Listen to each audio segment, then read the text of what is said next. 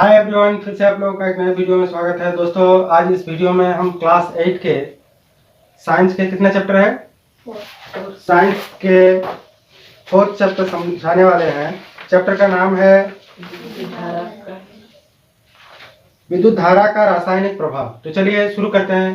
पहला सवाल क्या है कि ऐसे पदार्थ जिसमें से होकर विद्युत धारा का चालन होता है उसे क्या कहा जाता है? तो ऐसे पदार्थ जिसमें से विद्युत धारा का चालन होता है उसे विद्युत का चालक कहलाता है या सुचालक कहलाता है। जैसे कि लोहा से विद्युत धारा का चालन होता है। एल्यूमिनियम, इससे भी होकर विद्युत धारा का चालन होता है। तांबा, जितने धातुएं हैं, कुछ अपवाद है, धातुओं विद्युत का क्या करता है? चालन करता है, तो उसे विद्युत का चालक कहलाता है। समझ में आ रहा है? फिर ऐसे पदार्थ है जो विद्युत का चालन नहीं करता है, तो उसे क्या कहलाता है? कुचालक। जो विद्युत का चालन नहीं करता है उसे क्या कहलाता है? कुचालक कहलाता है, कुचालन नहीं। जैसे कि प्लास्टिक, लकड़ी, पत्थर, ये विद्युत का चालन नहीं करता है। ठीक है। कुछ ऐसे पदार्थ भी है जो विद्युत का धीमा गति से चालन करता है या धीमी गति से चालन करता है, तो उसे क्या कहलाता है? हिम चालक कहलाता है। क्या कहलाता है? हिम चालक। जैसे कि नींबू का रस धीरे धीरे विद्युत का चालन करता है। ठीक है। उसके बाद सवाल है कि विद्युत के सहारे किसी धातु के ऊपर दूसरी धातु की परत चढ़ाई जाती है। यानी जैसे कि साइकिल के हैंडल लोहे का बना होता है, लेकिन उसके ऊपर क्रोमियम धातु का परत चढ़ाया जाता है। साइकिल का हैंडल किसका बना होता है? लोहे का बना होता है, लेकिन उसके ऊपर कौन सी धातु का परत चढ़ाया जाता है? क्रोमियम का। ठीक है। तो इस पद्धति को क्या कहलाता है? विद्युत लेपन कहलाता है। विद्युत के सहारे किसी धातु के ऊपर इच्छित धातु के परत चढ़ाने को क्या कहलाता है?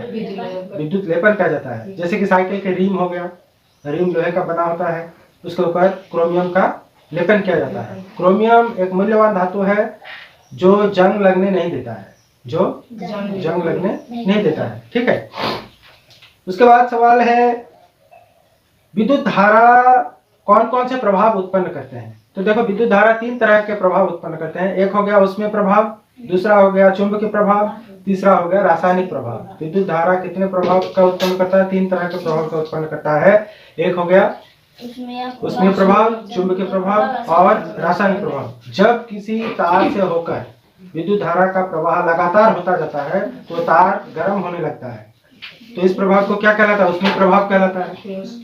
कभी कभी क्या होता है कि उच्च वोल्ट वाले तार किसी कच्चे वस्तु को अपनी तरफ खींच लेते हैं, इसे क्या कहलाता है? विद्युत धारा का चुंबकीय प्रभाव। ठीक है। कभी कभार क्या होता है, किसी विलयन से होकर विद्युत धारा को प्रवाहित करने पर वो विलयन में कुछ परिवर्तन देखने को मिलता है, जिसे विद्युत धारा का रासायनिक प्रभाव कहलाता है। समझ में आ रहा है? फिर सवाल हो गया, अशुद्ध जल विद्युत का चालन करता है? अशुद्ध जल यानी शुद्ध जल विद्युत का चालन करता है? नहीं, शुद्ध जल विद्युत का चालन नहीं करता है।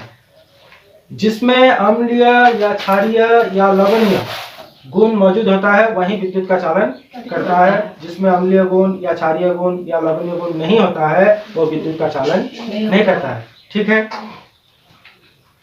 उसके बाद सवाल है कि ऐसी कौन सी धातु है जिसके लेपन के द्वारा किसी वस्तु की चमक को बढ़ाया जाता है? ऐसी कौन सी धातु है जिसके लेपन करने पर धातु के चमक को बढ़ाया जाता है? तो वह धातु हो गया क्रोमियम। वह धातु क्या हो गया? क्रोमियम। किसी धातु के ऊपर अगर क्रोमियम का लेपन किया जाता है तो वह चमकने लगता है। जैसे कि साइकिल का हैंडल हो गया, रिम हो गया, ये चमकता है ना। फिर सवाल है कि एलईडी डैश विद्युत धारा प्रवाहित होने पर भी दीप्त होता है। आजकल सभी घरों में प्राय एलईडी बल्ब का ही प्रयोग होता है। क्यों? क्योंकि एलईडी कम विद्युत धारा प्रवाहित होने पर भी दीप्त होता है। ठीक है। यह कम विद्युत धारा पाने से भी दीप्त हो जाता है। ठीक, यानी यह क्या करता है? विद्युत का बचत करता है। उसके बाद सवाल है, पानी में हाइड्रोजन एवं ऑक्सीजन का अनुपात कितना होता है? पानी में हाइड्रोजन और ऑक्सीजन का अनुपात कितना होता है? तो पानी में हाइड्रोजन का अनुपात 1 होता है और ऑक्सीजन का अनुपात 8 होता है, यानी 1:8। हाइड्रोजन 1, ऑक्सीजन 8, तभी पानी बन पाता है। ठीक है। उसके बाद सवाल है, लोहे के वस्तु को जंग से बचाने के लिए हमें क्या करना चाहिए? लोहे के वस्तु को जंग से बचाने के लिए हमें लोहे के वस्तु के ऊपर पेंट करना चाहिए। ठीक, उसके ऊपर ग्रीज लगा देना चाहिए, या क्रोमियम का लेपन करना चाहिए या जिंक का लेपन करना चाहिए जो जंग से इसको बचाते हैं। समझ में आ रहा है? बस दूसरा दिन और क्वेश्चन होगा। समझ में आया?